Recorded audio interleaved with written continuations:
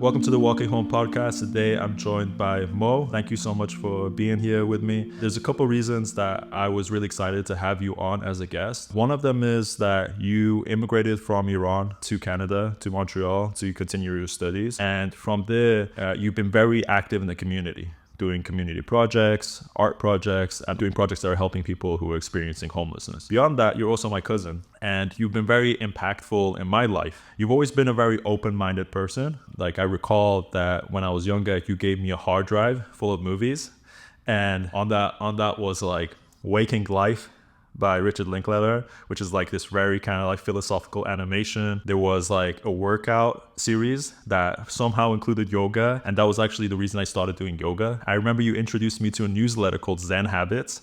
I don't know, you remember that? Yeah, I remember About that. mindfulness and things like that. And that was like my first introduction to even the topic of mindfulness. And we always have very deep conversations. So I'm interested to explore both those topics and also your experience as an immigrant coming to Montreal, coming to Canada. But maybe let's start off with that. What motivated you to do that? And what was that initial experience like? First of all, thank you for the sweet introduction. Yeah, I always enjoy talking to you, and also you're also have lots of influence on my life, and I appreciate that. I moved to Montreal 5 years ago to start my PhD. What was your PhD in?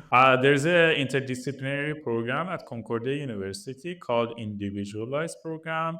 This program is open to all disciplines. You choose three disciplines and you can combine them together and write a proposal about your topic. My disciplines were design, art therapy, and art history. But my research was focused on homelessness. Basically, I have PhD in an interdisciplinary studies focused on homelessness. Yeah. Before that, in Iran, you were studying architecture, and you were a professional architect.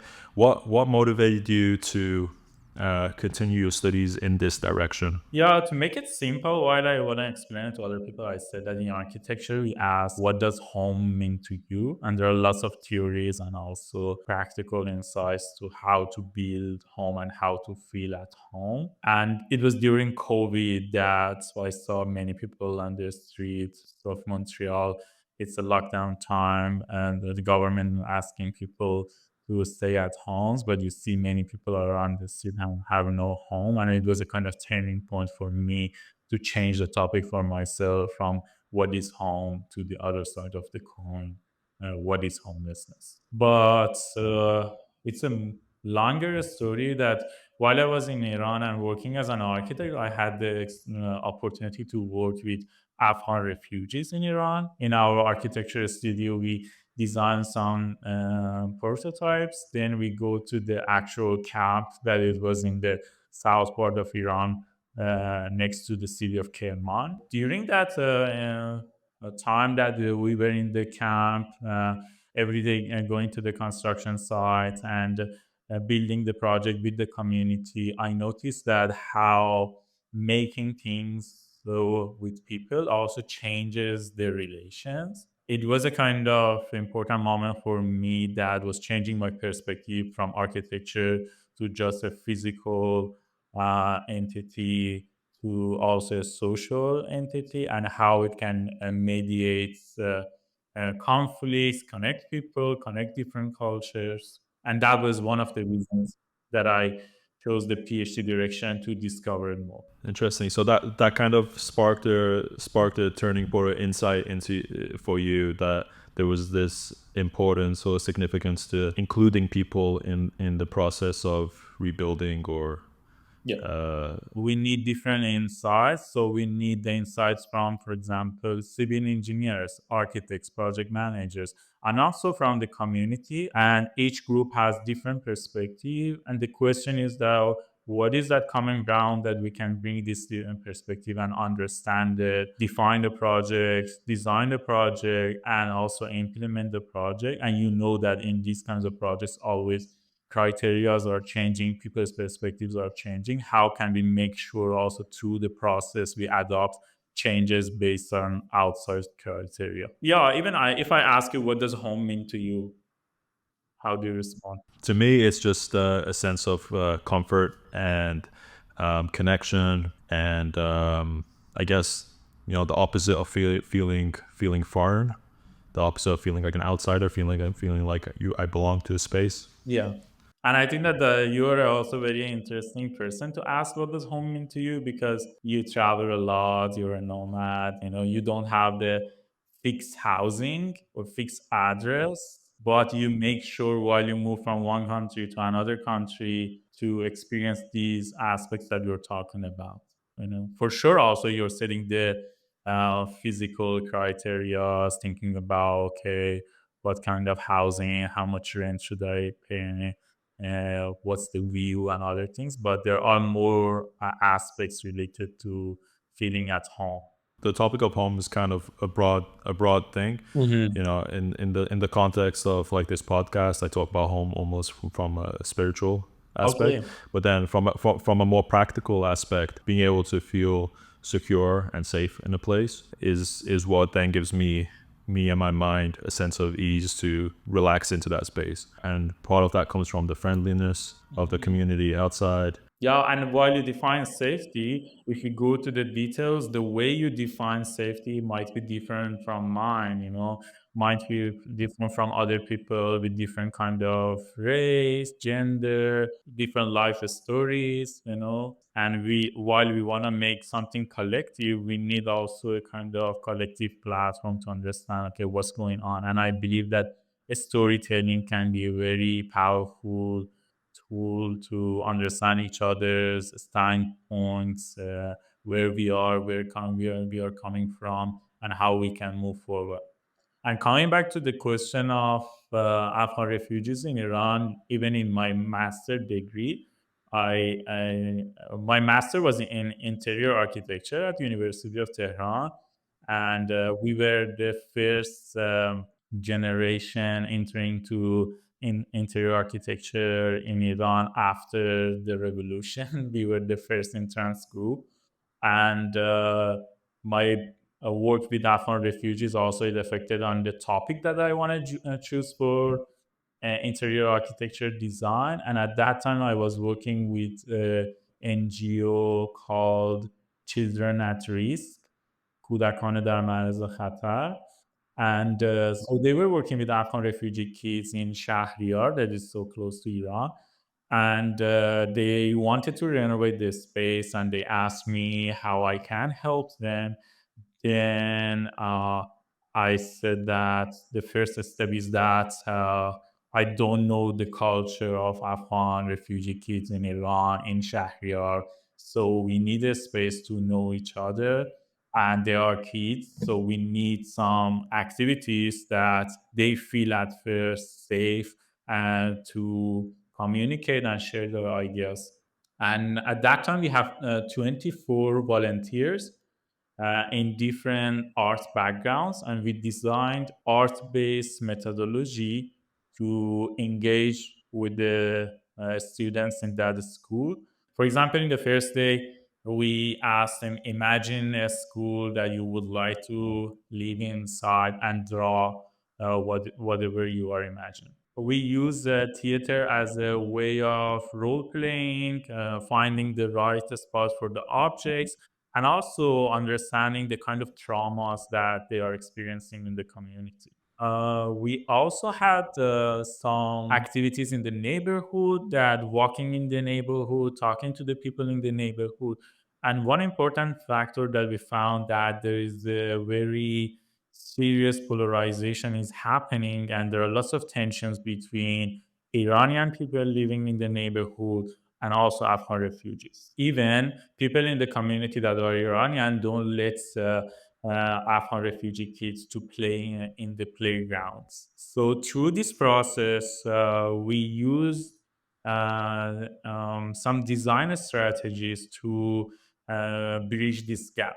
For example, it was a very small school in terms of size or area, and we used the roof garden as a playground, not only open to the Afghan refugee kids in the school, but after school hours, it's open to the community.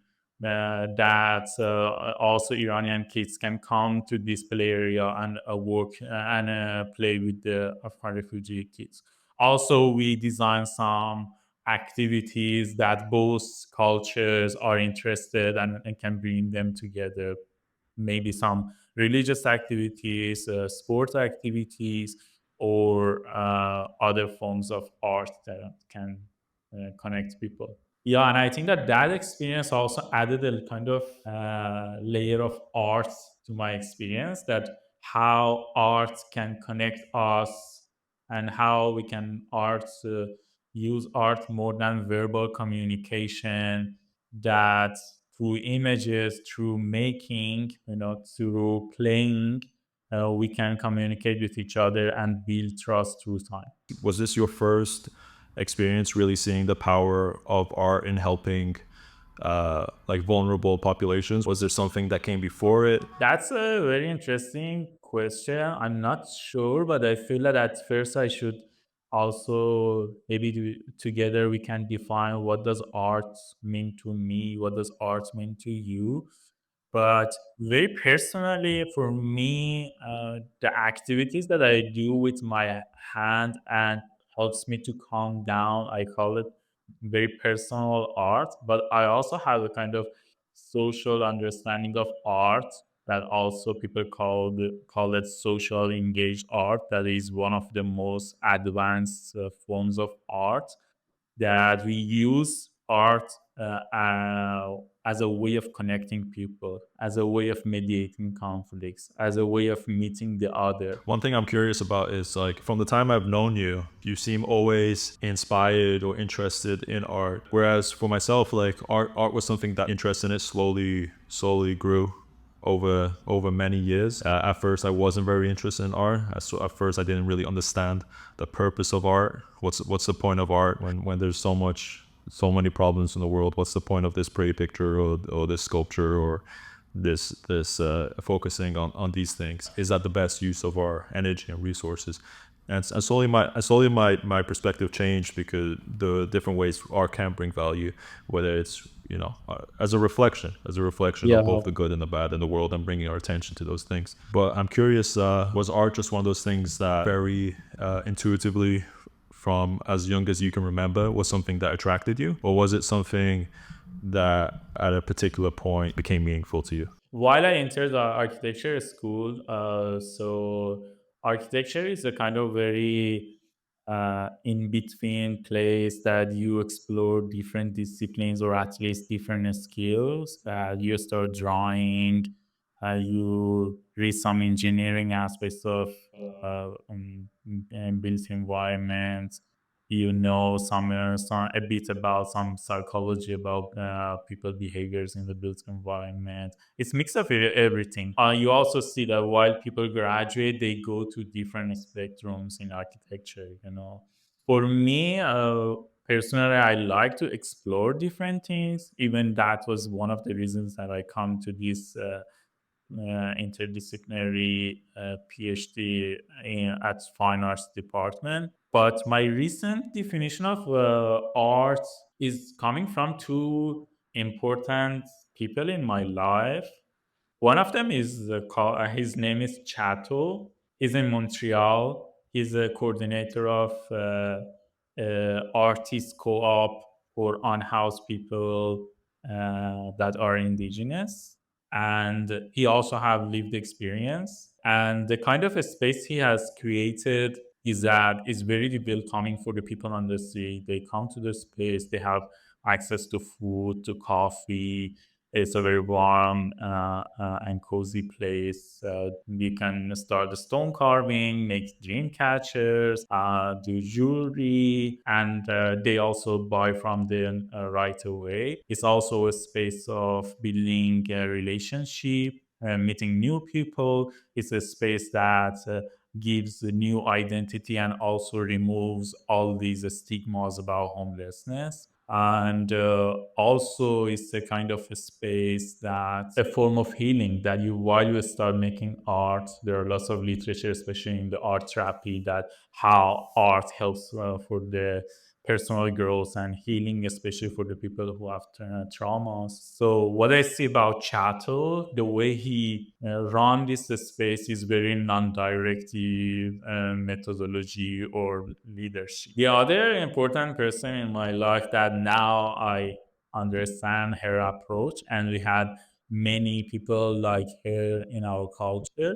My grandmother, my father's, we called her Nana Esmat. You know that maybe 30 years ago, each house, most of the houses in Yaz in Iran had a carpet workshops that mostly women in the neighborhood come to that space and start making carpet together. Those places in old time were called karkhane. Also, karkhane in Persian means factory at the same time. So, karkhane also is a home office space that was part of the traditional house in Yaz in Iran. The space like this that my grandmother invited youngers to come to that space and learn how to make carpet, weave carpet. It was a form of alternative economy that they could make money. They were sharing information, what's happening in the neighborhood, sharing their stories. It was a form of media.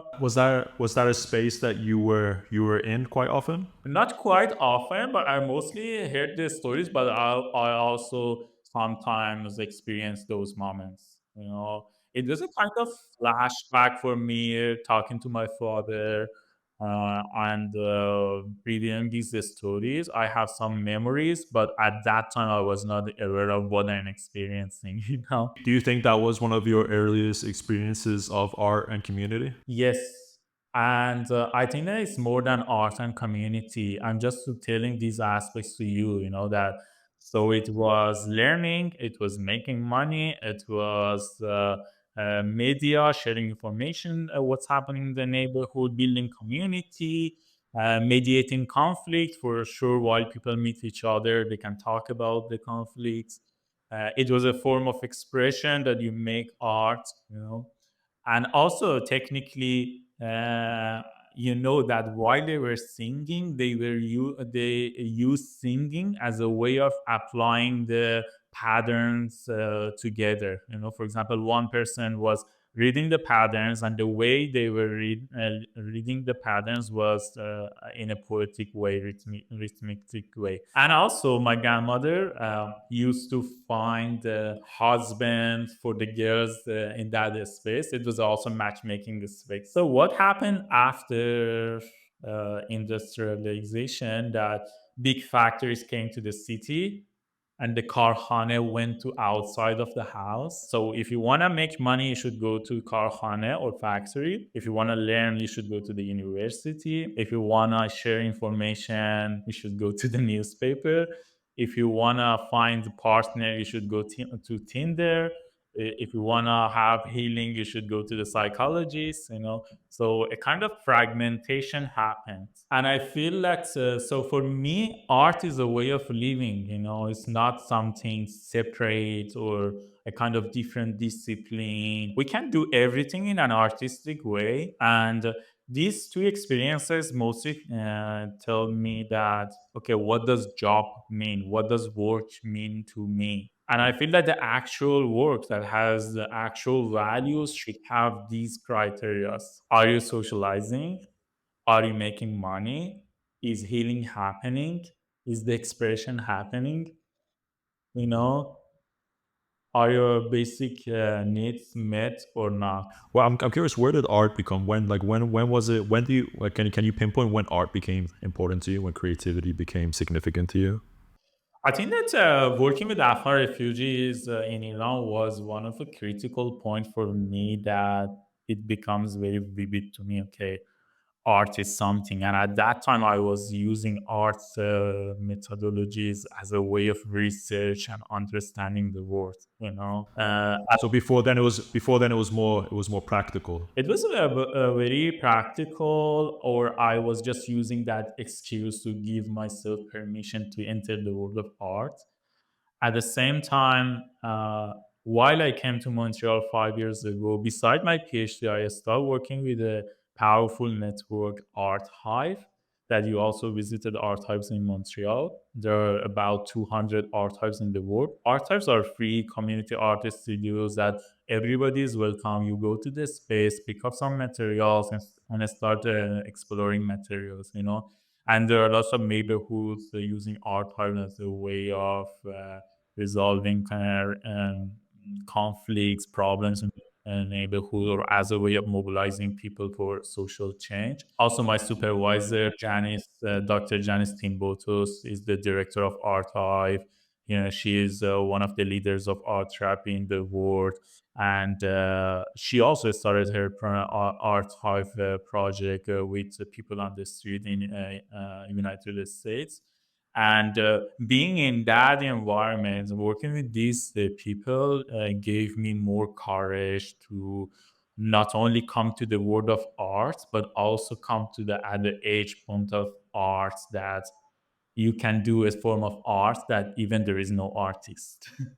And everybody is an artist, you know. Maybe the first artist is a capital artist, and the second one is we consider everybody as an artist. What do you mean by there is no artist? So there's a project called Fun Palace. I recommend you to Google this. It was in 60s project ran by a theater director, Jane Littlewood, that in UK she wanted to bring art to the everyday life, especially theater. And she started working with an architect, Cedric Price, that was also one of the important architects in the history of architecture, and also one important architecture teacher at the School of AA. And they started designing an alternative community space that people can come to this space and do whatever they want to do. So while you see the drawings, in most of the drawings, you see movable walls, even movable staircase. It's a like some kind of theater platform that you can change everything, but it's all these tuning aspects is open to everybody, and you can tune everything.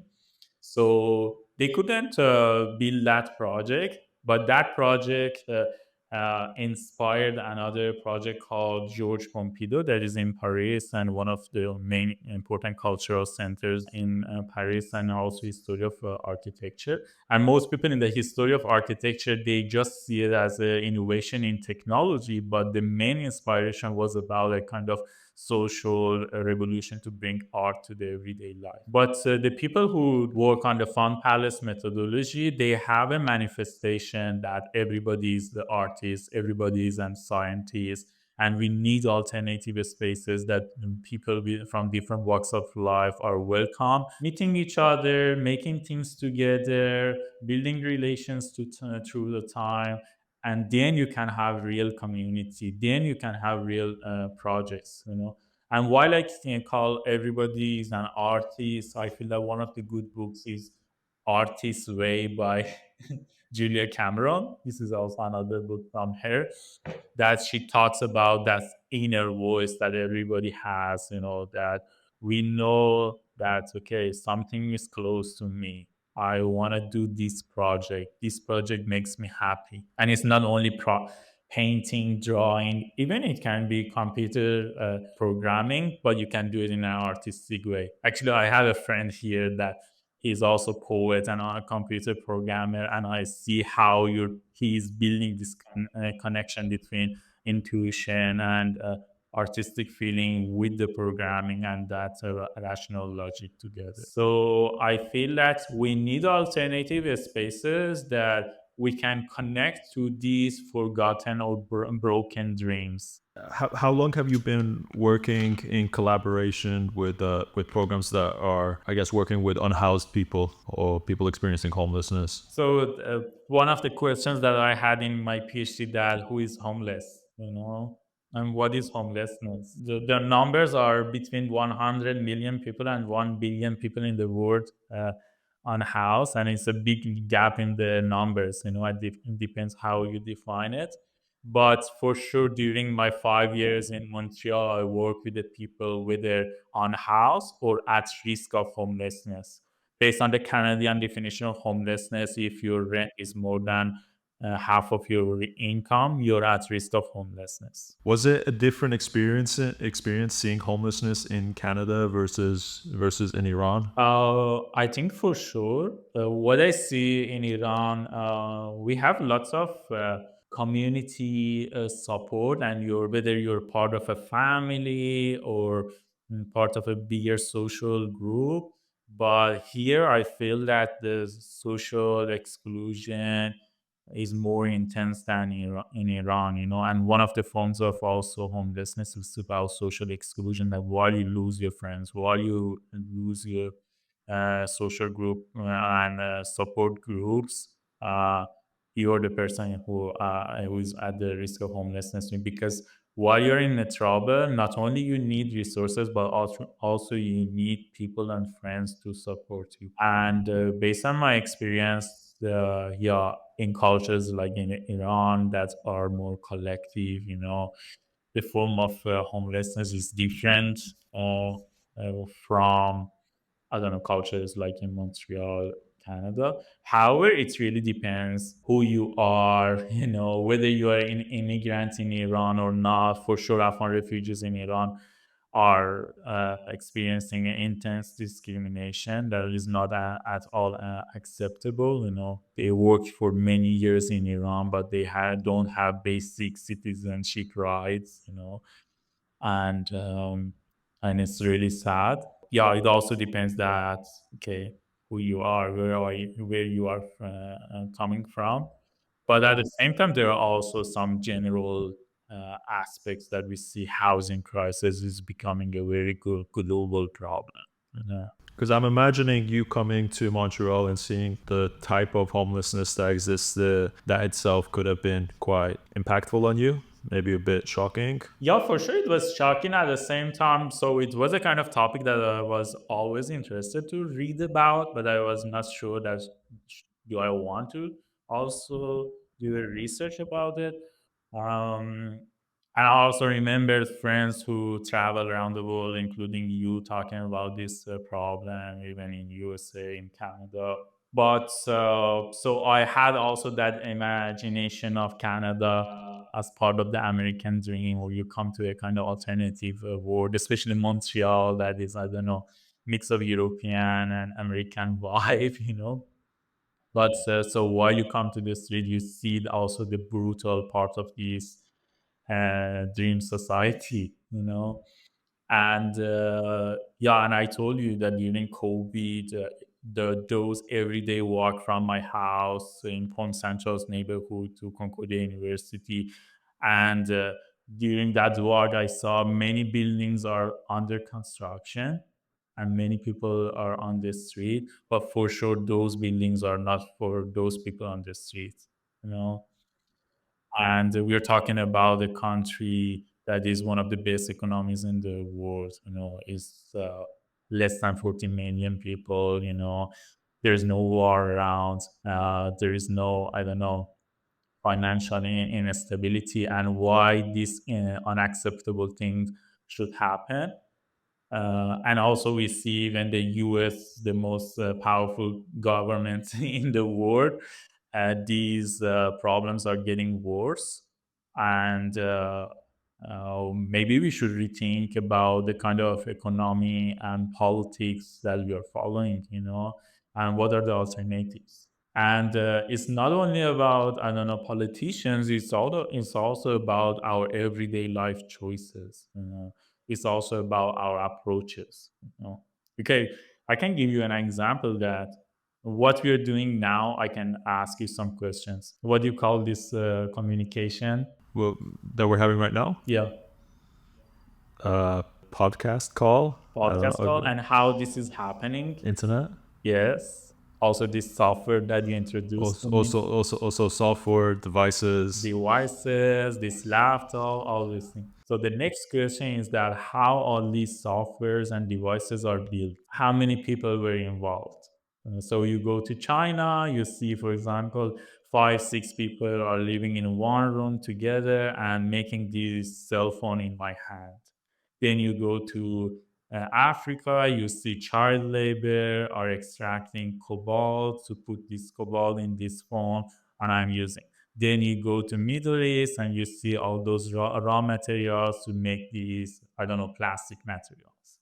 So our reality is that all the material realities that we are using is are coming from different hands, from different geographies, and coming from different life stories that are, some of them are sad. Generally, I feel that the main role of art is just show us all these things that we want to turn our head like this, that okay, I see an unhoused person on the street and I feel that okay, this is their problem and it's not connected to me, you know.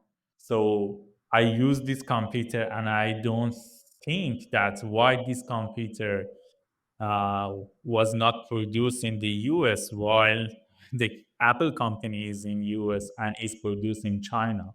Yes, it's about economics, but there are also a question of justice that we are living in a world that now we have access to enough information to rethink about the meaning of justice, to understand all these interconnected relations, while we can connect to the people from different parts of the world together, so we can also see how our pains are connected to each other. Then it helps us to slow down the process and also bring new values to our everyday life. How do you see purpose for you now? Like, how is that developed? How do you see what you want your role to be in life, in a sense of purpose, in a sense of work, in relation to your own life, and also these topics that you care about, these issues that you care about? Yeah, personally, I think in a simple way, for me, that purpose is to connect deeply to my inner voice and at the same time make the balance with the outside forces, you know.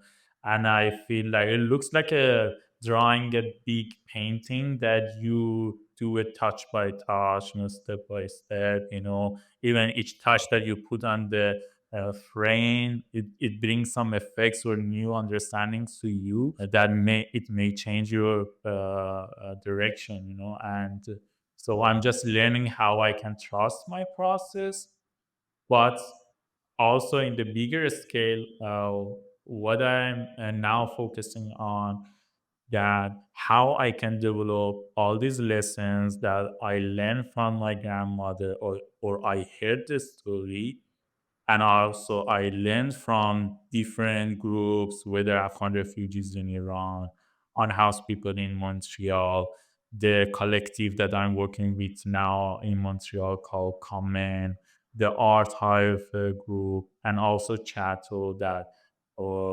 they taught me that it's possible to do one thing that has everything inside.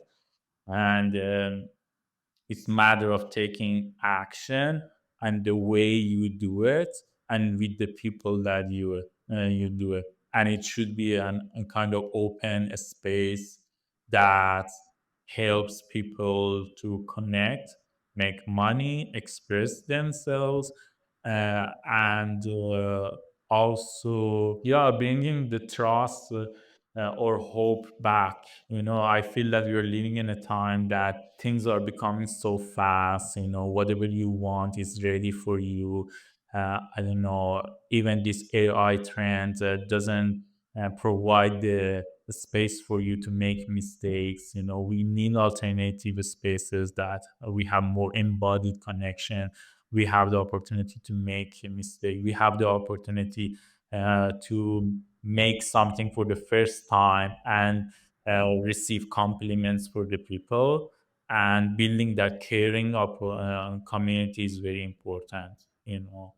And I do it for myself, and I also do it for the people that are caring about these topics, but it can be open to everybody, you know, because I feel that whether people who are rich and have access to material resources, or people who and doesn't have that privilege, both need healing, you know. We are living in a society that everybody is experiencing everyday life stress, everybody's survival gen is being attacked, and we need those caring spaces that comes from competition to collaboration, you know. disembodied connections to the embodied connections, from trauma to healing, And I think that simple things that are happening in all the community spaces, like gardening, making art, cooking together, that in our culture also we had lots of also rituals that people come together and cook with each other. I also call it that as a form of art. And last year I co-organized a event at Concordia University called From Palette to Plate. It was make a mix of art hive and also cooking workshop that people were welcome. The first hour they were making art together. The second hour we had a one person that sharing one recipe. Then everybody got involved and making the food with each other and enjoying this. And what I noticed in these kinds of activities, so the focus is on art making and cooking, but around these activities people start talking to each other, talking about student life concerns, problems, what's happening in the Middle East, I don't know, housing crisis, building relationships, that are all important topics. And I believe that for solving these problems, we should create safe spaces. Sometimes we don't need direct communication. We need caring spaces at first. It's an interesting kind of story you have. Typically, if you're immigrating to a new country, loneliness is kind of a Yeah. prominent part of that because you're going from having a strong community And to having to rebuild your community. And I don't know if that's part of it or not, but it seems like the primary thing that you're talking about is the value of community. And art is it's less about it seems like it's less about art and more about how art is this tool that is this resource, this way of approaching things that has that power to develop community. It seems like that the major social problem that you're addressing or finding purpose in addressing is the kind of the lack of community or the need for more community. yeah, but what you told triggered something for me that I feel that even while I was in Iran, I was also a very social person, but I was always feeling also as an outsider, even in the family wide. I don't know why, even now, maybe you can help me. But maybe that tension also one of the drivers that I came to this role of art or thinking about the role of art. The however I see it that okay, I'm thinking about how I can bring art to the everyday life. How can we bring joy and connection and different emotions to our everyday life? If I'm writing an email, I can write it with my emotions. I can write it with my presence, and I'm sure that it affects on the people who's reading that email, And I've tried it and I saw, okay, that's the difference, And I also see in your production that while you produce something in your words, in your videos, there is a kind of connection with your feelings and your inner voice. And this is possible, but I believe that individually we cannot. Yes, you can start, but you through the process, if you want to really trust your inner voice, you also need a safe social space. you know Coming to Canada also, yeah, you're right that so I recently graduated from university, but if you go to the statistics in Canada, you see that before COVID, more than 70% of university students were suffering from social isolation, and it was before COVID. And in 2021 or 2022, more than 50% of students in Canada were suffering from food insecurity. In Concordia University, there was a survey 2 years ago that it was more than 67% of the students in Concordia are suffering from food insecurity. Housing crisis, that is the obvious form of. problems among the students, and also a student life is also projection of the bigger scale of society. And you're talking about a society that is one of the good countries in the world. So, and we also see this general trend of globalization. So, we need to rethink about our dreamland, our imaginations, and we need to reimagining things. And art can be another powerful tool to collective imagination, and also can collective action together. You mentioned something in regards to kind of like intentionality when you even like writing emails and stuff like that, and that made me think about the topic of kind of mindfulness. And I'm curious. I'm curious what role that has played in your life. Like Intentionality or mindfulness, you're asking? mindfulness, spirituality, intentionality, presence. What do these things mean to you? What role has it played? So to be honest, I feel that I'm always escaping from myself, you know, and I go to these topics to find a way to stay, to connect, to feel. So I feel that tools like meditation, mindfulness, presence, Zen habits. It Zen. seems like it's been a part of your life for a very long time. Yeah, and I feel that there is an ongoing, I don't know, fear or I don't know, sense of unhomely maybe that I'm experiencing in my body. I talk to very close friends. It's very interesting that I'm saying in this podcast about this, but let's share it. And yeah, even tomorrow morning, I'm talking to my dear friend Mehdi and also Ali, both of them. And this is one of the topics that I want to share with them. Also, I have some feedback from them that I feel that there is a pattern in my life that I want to be present. I want to feel safe, and I want to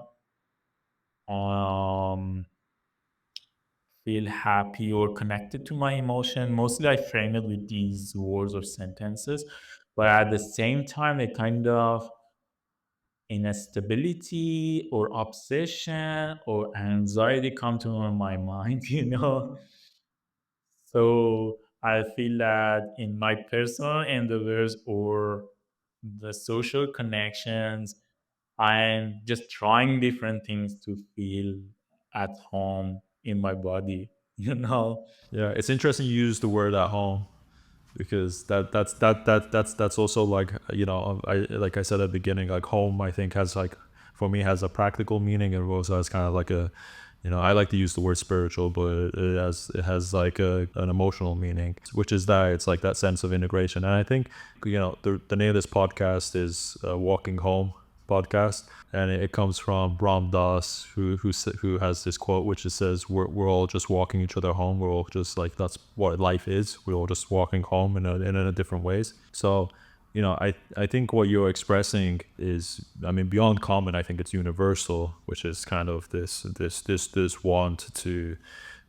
Well, I think it's a universal need. I don't know if everyone's so conscious about pursuing it, but integrating with ourselves and our emotions. I think once you understand that that's important to your sense of happiness, then I think then that's an important step towards being intentional, towards making progress towards that. I mean, if you know where you're heading or where you want to go, you're more likely to reach it versus not. So I think for me, home is primarily the sense of integration. Even in my meditation practice, which has become so vital to my life over the last decade, the primary point of it is integration, is being in a state of awareness and acceptance of my self experience. So Yeah, yeah, thanks for sharing that. Yeah. I feel like you're right that most people are experiencing this, but few people are sharing these experiences. That's another question that I'm so curious about. Those numbers that I told you that more than 70% of students are suffering from social isolation or food insecurity. I'm not asking why we have this question. That is also a very important question. My main question is that why many people are experiencing these, but no people, few people are sharing these stories. Few spaces are safe spaces to talk about it. You created a safe space for me to talk about my personal stories or vulnerable parts. You also shared your vulnerable story, and I feel creating different these safe spaces is very important. For example, what I learned at Command, that is the NGO in Milton Park, focus on healing and homelessness. That they were saying that if you wanna hear my story, you should also share your story.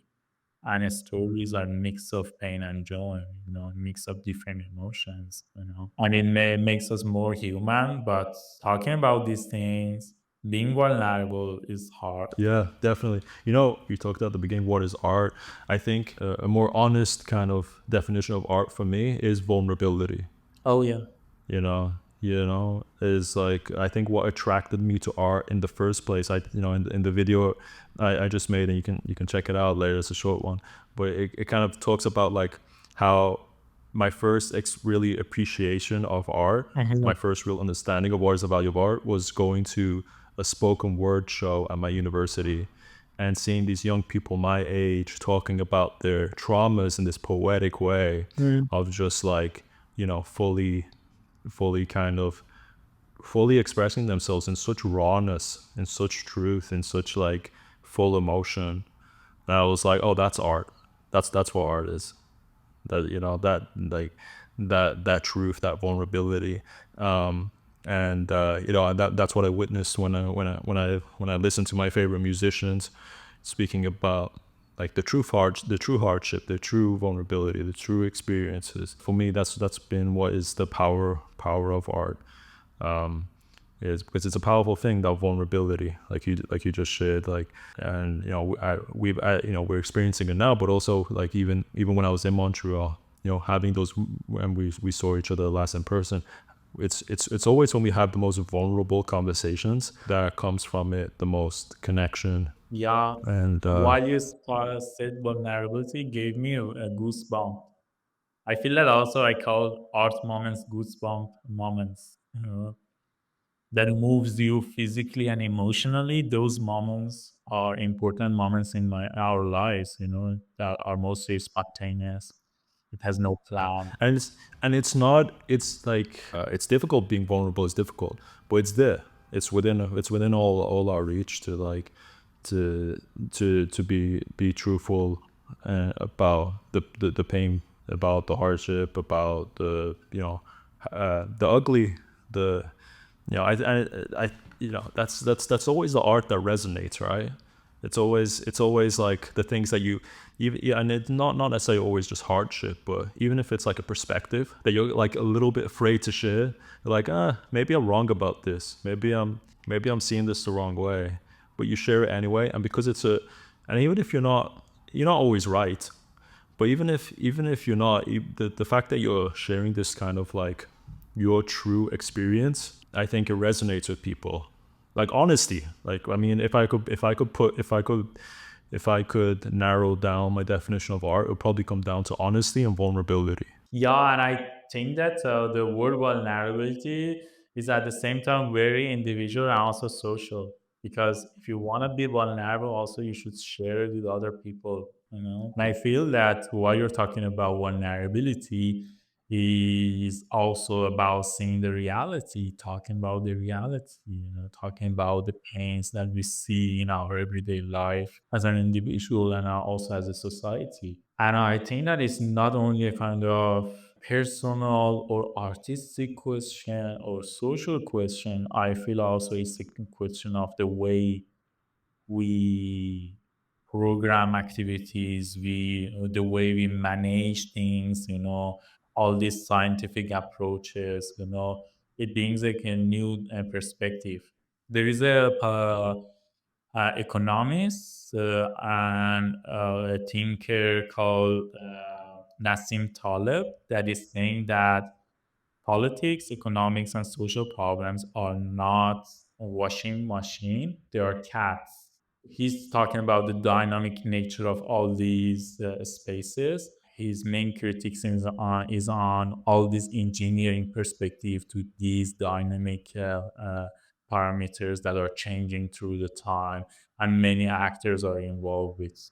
There's another writer, Queen Patton, and that who talks about the history of different ways of thinking or different problems. That is saying that we have three, through the history of humankind, we have, to make it very simple, we have three kinds of problems: simple problems, complicated problems, and complex problems. Simple problems looks like cooking. However, cooking can be very complicated or complex, but we have few parameters. You put things together, and your dinner or lunch is ready. Complicated problems looks like a sending rocket to the moon. You need very fixed protocols with lots of principles, rules, detailed plans to make sure that your rocket reaches moon. But complex problem looks like raising a child. You cannot have fixed parameters. You should do the things step by step. And also, in the advanced forms of management, there are recent articles that are talking about artistic approaches to the management. That while we have complex issues, uh, whether in the field of sociology, economics, politics. We need communities of practice. We need alternative ways of evaluation that we can evaluate things through the processes collectively, and we need collective understanding of the situation. You know, and art can bring different voices together. Art can help us to put different narrations together, and also have a good feedback from what we are doing in everyday life. And also, it brings us to the human level that if we are doing something, it should support us as a human beings, not as some people that want to make money and profit without paying attention to what happens to everyday life of people. For example, now in the new trend of technology, you see that the nature of job is changing so fast, and many people are losing their jobs or losing different capacities, and uh, we forgot to ask these questions: that what happens to our human experiences. There's a famous example that it was saying that in one village, some engineers came to help some women who were used to bring water from outside of the village inside the village, and they helped them to have the water in their village, through the pipe, and also the um, a water engine. But what they saw, that those women came back to the source of water and doing the same activity. And they asked them why. And they were saying that it was not only about water, it was also a kind of safe space for us to socialize, to enjoy, to talk about what's happening between us. And I feel that while we slow down the processes, we let different aspects happen and come together to bring the I don't know, holistic meaning to the everyday life. So we talked kind of about what home means for us in this kind of like sense of emotional integration and things. What has been something that you currently do that you find very helpful in your personal path home? Thank you for this question. Maybe there are two main tools for me that are very practical. So the main tool is my body. Gabor Mate has a book called When Body Says No. So I also say when body says yes, and so my body now experience all these interactions with the world, and now it's asking me to trust me, and I notice that sometimes I cannot put my feelings in the words, but I can feel it in my body, you know. So how does that? What does that look like? Is that like a practice of connecting to your body, or is that just taking time to be aware of like how does my body feel? It's mostly while I observe that I'm not connected to my body, you know. That's a kind of important red flag for me that is saying something to me, and my first reaction to that moment is to slow down myself, you know. Feel your breath, feel your sense of presence in your body. And also I in those moments mostly I turn off my phone and I start walking in the city, maybe 10, 11 hours, you know, from one neighborhood to another neighborhood, having no plan can be very helpful, but different, uh, I don't know, mindful tactics, breathing, or walking, or listening to music. I also started dancing on the street and taking videos from myself. I sent you some samples. So this is a very personal approach. At the same time, I feel a sense of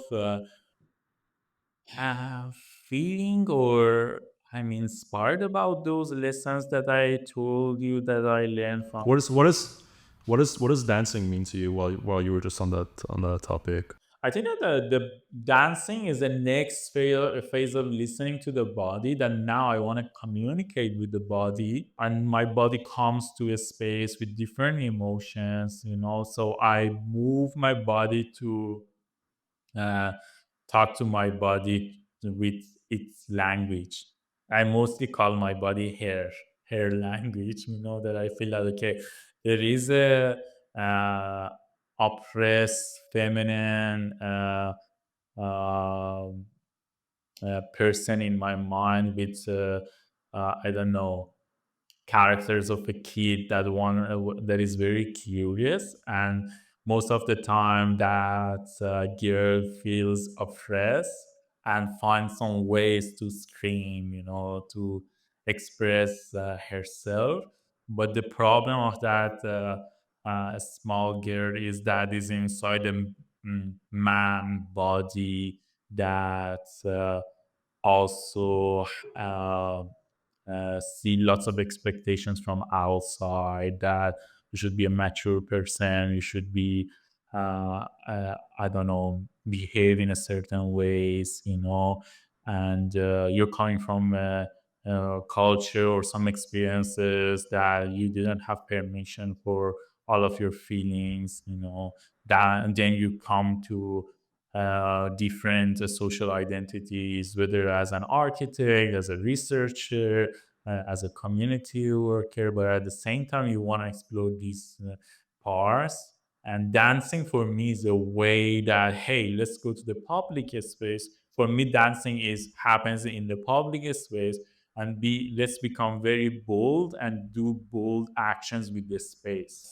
Maybe it's a practice of vulnerability in the public space for me, and being in a kind of culture that is so different from the your main culture, it maybe it's easier to explore that, you know, that you go to a space that you feel as an outsider, then you have more Well, permission. I'm sure also like you know Montreal, it's just a different space too. Like you know, especially you come from, you know, if we talk about like differences in culture, Iran, I think in particular, and you know other Eastern cultures, but Iran also in particular. There's a lot of kind of structure and conservative values and things that make people very self aware, and there's less freedom of expression for sure. I mean, less very practical freedom of expression for sure.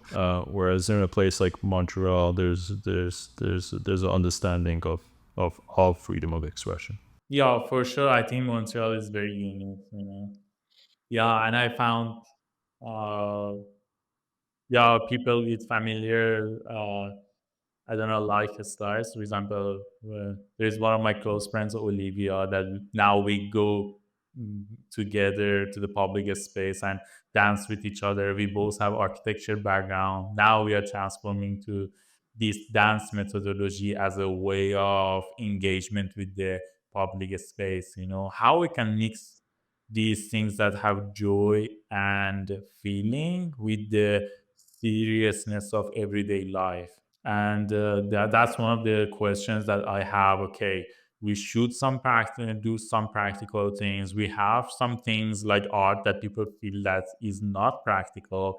Now we how can we mix this informality and formality together, you know that hey, art can be also very practical, or the other way, even the things that are not as all practical, that aspect can be very practical. I share some of your sentiments towards dance because maybe part of it's also like cultural and things like that. But for me, as I was learning to be more vulnerable with myself, to understand myself, to liberate myself Yeah. from insecurities and things. I saw dance as kind of like almost like a final frontier of like, this is like really kind of a sense of connection with the body. I think I found to be extremely important, but then also a sense of expression, of really liberated expression within our bodies. Yeah, so true. You're right. That dance helps us also to understand, okay, how much control we bring to our bodies, sitting behind the computers, the desk, all these behaviors that are normal in our everyday life. While we start dancing, okay, we see that, okay, I can have also body freedom in different ways, or exploring my body in different ways, especially also in yoga. You have that experience. But coming to the last question that you were asking from me, now I'm just thinking about, okay, how I can develop that lesson in the artist co-op in Montreal from Chateau, and also in the uh, carpet workshop in Yaz that I learned from my grandmother. How I can develop these lessons, put them together as a kind of practical methodology for bringing art to the everyday life with all these aspects that I now call it as a way of meaningful. I see that there is a simple action that has the potential to grow through the time, and has different aspects like community building, healing, art making, mediating conflicts, making money, and I experienced it in different places, and how I can put these all experiences together, make a practical methodology for everyday life. For the people who are living whether in the margin, or people who are in the box but want to connect to themselves more. So that's a process of discovery of that. Yeah, and I connect uh, this recent lesson to the video that you made about bowl and soul. You know, that is an important concept, and I feel that it's very important that also in some activities in life we disconnect these parts. But I feel that at the same time, there are also some examples that you can do some activities that all these aspects are mixed with each other and it's in one phenomena. Yeah, yeah. I think for me, that's kind of like the ultimate aim is to get to that point where the bowl, the way I make money for practical purposes, and the soul, the way I spend my energy to fill myself with a sense of purpose. Soul being kind of more creative work, and bowl being more monetary commercial work. But the ultimate aim is to get them to merge. But that takes time. It takes time, because the reality is that we need to make sure that our practical needs are being met. For sure, it takes time, and also it needs communities. It needs safe social spaces. One more question is, what if you could give some advice to your past self? Any particular point? Is there particular advice that you would give to yourself? I don't know why I have a resistance to reply this question, but yeah, I think that trusting the process and trusting the body and listening to the body that is what now I'm practicing. And I feel that it can be a kind of good habit. And I don't recommend to anybody because everybody has their own life experiences or perspectives.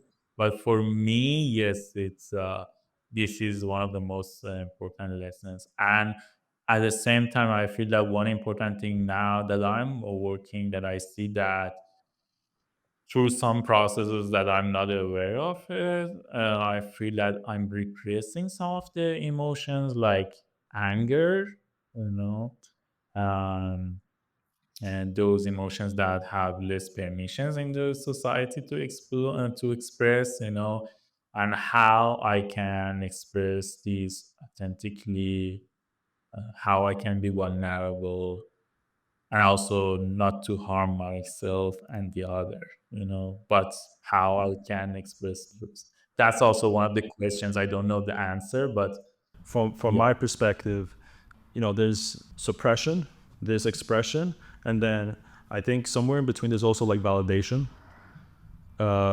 Expression can be a helpful form of emptying, but I think validation can be a helpful form of healing.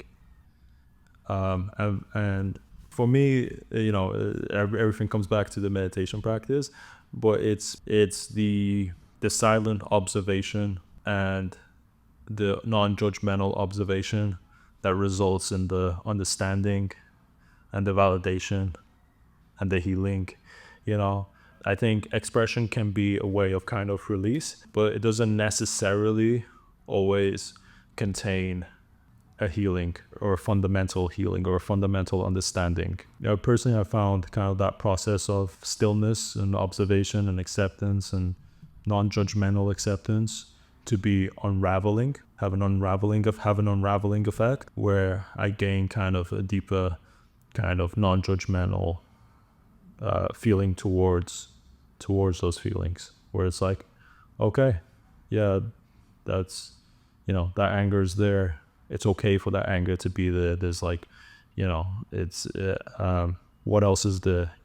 So much of our existence with our emotions is conflict, is a sense of the opposite of acceptance. Like, why is this here? Even expression is like, how do I get rid of this? Where it's simply like, no, it's okay. That's part of me. The irony is that when we're in that state of like complete actual acceptance, then that dissipates. To be rid of it, you need to not want to be rid of it. To be rid of it, you need to accept it. But if you go towards, if you think about accepting it as, oh, I'm going to accept this to be rid of it, then you're not accepting it. Because you're playing games with yourself. But if you really enter, it's only when you really enter that space of like real acceptance, that conflict, that it wasn't, the anger wasn't the problem. Your conflict with the anger was the problem. The fact that you didn't want the anger, that's the problem. It's not the anger or the depression or the jealousy or whatever emotion you have a problem with. It's not that isn't actually the problem. It's you fighting with that's the problem. You are creating the problem by being like, I'm in conflict with this thing. It shouldn't be Wow, here. that's so deep. I love that. Yeah. No, so true. Again, something simple but difficult, but you're right. Yeah. It's a very simple thing, but at the same time, it's not an easy thing because we're always in some kind of relationship or conflict with ourselves where we want things to be a certain way. That's why it's not like, oh, I got it. I don't need to think about it anymore. That's why it's like, oh no, I gotta meditate like an hour, maybe a couple hours every day, because it's a process of like sitting with all of that and just being with all of that, being with all of myself. Like Mhm. for me, sitting for meditation is literally just spending time being like, with all these parts of myself that I've been in conflict with. I'm just gonna sit here with all of them, not fight them, just noticing their existence and observing and taking in whatever comes of that. But there's no control. There's no like, oh, I don't want this to be here. That doesn't do anything for me. That's just more kind of inner conflict versus, it's inner conflict or it's integration. And I think what's happening isn't getting rid of anything, but integrating all of it. And in that process of integrating, there's something that happens when we just integrate. Yeah.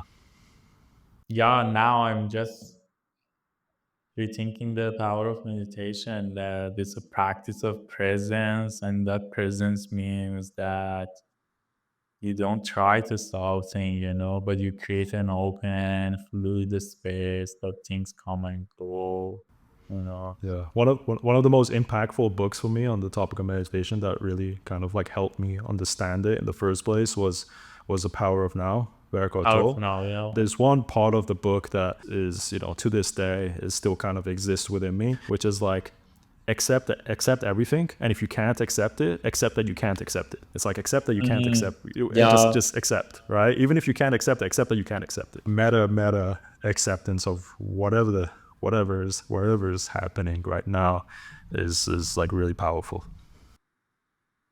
I love them. Yeah, and I translated for myself that you don't go to that trap of coming to a kind of existing cycle using the same approach that created the problem to solve the problem. So much of it is just in perspective, and in having that distance and observing versus trying to take control. Thanks for sharing that. Yeah, you gave me something practical. Yeah, Good. I'm glad. One last thing. yeah. I thought that the previous one that was the last one. It's less of a question and more of the other day you kind of said we had like a little conversation around the topic of art and you sharing your art and things like that. When can we see your art on a public level? Yeah, I think that my dissertation was a form of art for me. My PhD dissertation is now publicly shared on Concordia website, and it's called Soup City. But we didn't talk about it, but it's what was inspired by all these journeys that I told you. If you share that link with me, I can share it in the description of this video, but also in a kind of continuing space. Will you be creating some kind of social media platform and sharing your art? Yeah, I think that my friend Nasser is helping me to do that. I'm just thinking about the right format, and yeah, I told you that I want to share my dance videos. I also started to do some drawings that is mix of painting and calligraphy, Persian calligraphy. I also do sometimes knitting. I'm thinking about how I can share it or why I should share it. At the same time, I go to these community spaces and I mostly like to share these experiences in an embodied way. But now I'm also thinking about the power of digital space. Yeah. Honestly, I have a form of resistance to share these things on Instagram, but now I'm comfortable with Facebook. But I feel that my friend Nasser will help me to explore other platforms. Yeah. Okay. Well, I hope your friend Nasser is successful, and if you do decide to take that leap, then we'll link that below as well, Obviously. because I think you have a valuable voice in Mhm. this world, and Thank you. using a platform that is more public and accessible and global, I think would be good. Part of when we talk about art and vulnerability, Mm. it's also that letting go of that control of that public image, and of like, is it good, is it bad, or Yeah. and just sharing. Thank you so much, Mo. I Thank you. And really also, appreciate you taking this time. We're yeah. in different time zones. We're in very different time zones. So I appreciate you staying up with me. We have a lot of these conversations in a not recorded format. So I think it's whenever I talk to you, I find it very insightful, the perspectives you share, and I hope that others who are watching this. I've also found it insightful. So thank you so much. Thank you, Nasser. Yeah, I also, whenever I talk to you, I really feel at home. And thanks for creating this time and space. That's wonderful. Yeah, man, my pleasure. My pleasure. Thank you.